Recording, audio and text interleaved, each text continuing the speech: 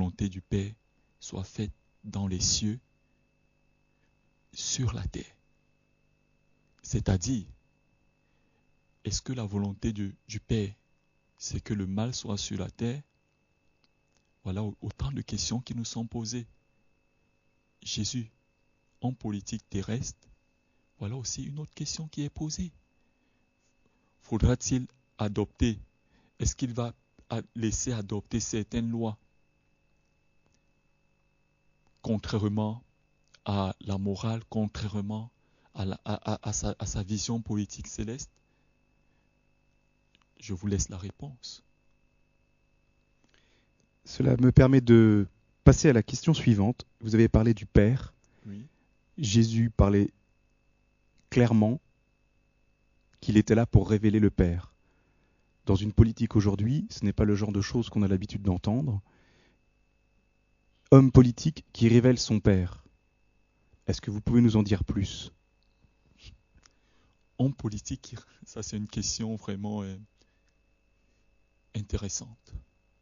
En politique qui révèle son Père. Était-il là pour son propre intérêt quelque part? J'ai compris votre question, Christian. En politique qui révèle son Père. Regarde, entrons dans le paysage politique actuel. Dans ce paysage, il n'y a que la recherche des intérêts personnels.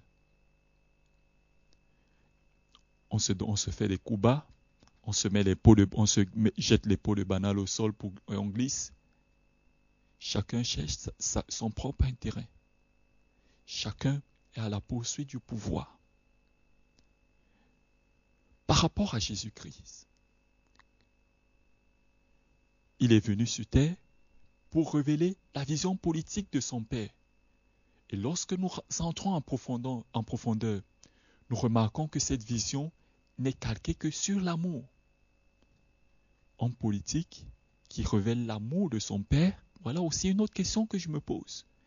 Jésus, en politique, qui met de côté ses propres intérêts au profit des intérêts du Père, voilà l'image qui nous est présentée.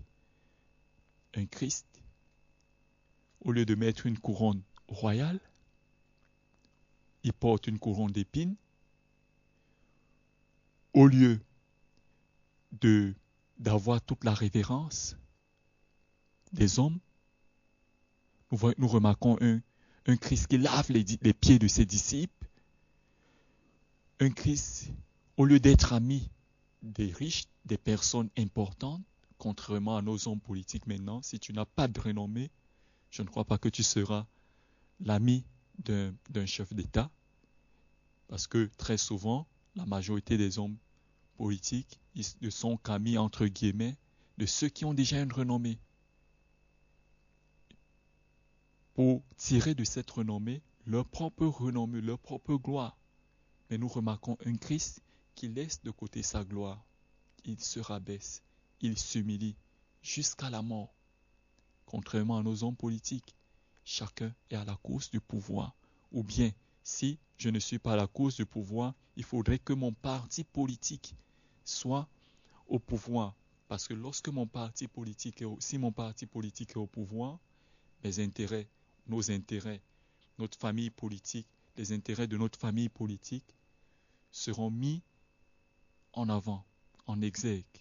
Voilà autant de problèmes qui se posent dans le paysage politique. Maintenant, la question que je me pose et que nous nous posons tous, est-ce que nos politiciens calquent vraiment et véritablement l'image du Christ? Christ était-il un socialiste? Christ était-il un communiste? Christ était-il un capitaliste? Christ était-il un marxiste? Voilà autant de questions qui nous sont posées.